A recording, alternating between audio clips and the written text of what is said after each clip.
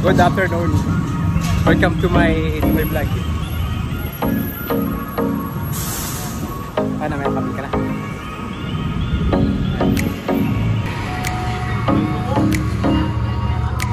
Daming ano dito pala.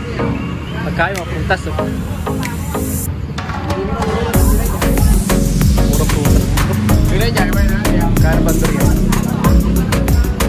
Durian 230 isang ganun lang kalaki.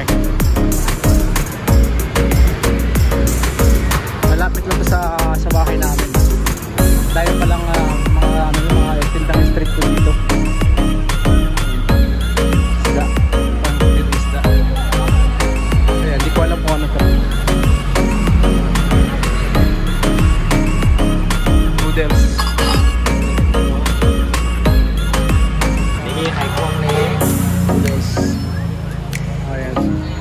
Ito isa rin sa pinakasikat dito sa Thailand, yung khao man kai.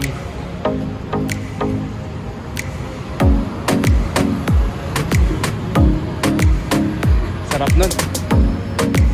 Mama. Dito lang yan, tabing karsada lang yan. Yung mga normal day sa Thailand. Monday, ay hindi pala, Tuesday hanggang Sunday. Ang daming mga nagatinda mga street food dito.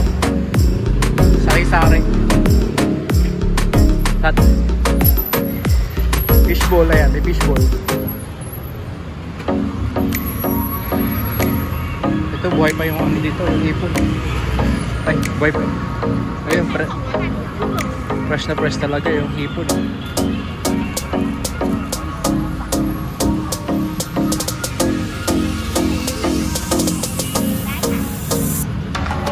Talagang yung hipon nila fresh na fresh. Nakaano ba? Nakalagay pa sa tangke na may oxygen. Hindi ko alam yan. Hapon, ay ano pala dito? Ang oras ba dito?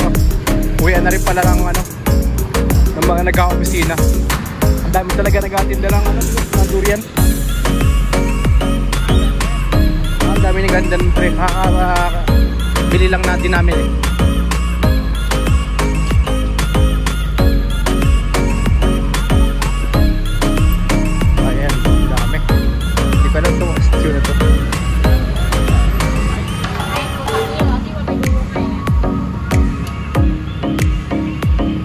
Mamimili ka lang kung anong gusto mo.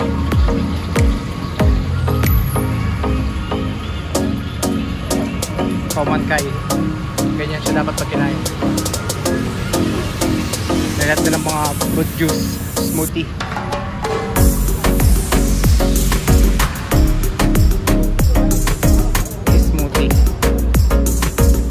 Ayan, ito, sila nag-ano pa lang. Umpisa pa lang. Mukhang patay, binabantay ng bata. Kaya ito. Sausage, masarap na sausage.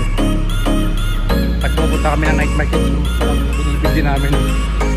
Pero hindi kami nagsasawa. Dami mga type. Hindi mo na alam kung anong bibili mo pag napunta ka sa night market dito. Hindi pa to ano, maliit lang to. Pati ka rin dito, tinitinda na lang nila eh. Hindi mo na kailangang magluto araw-araw ng ano, ng kanin. Mas mura pa. Ayan, naigihaw na isda.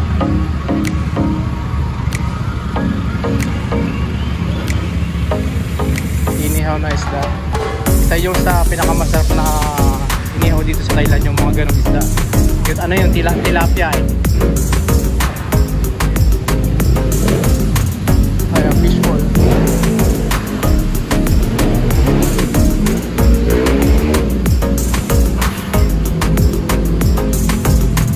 May ganda na mga ganito water. Hindi yara lang yung ganyan.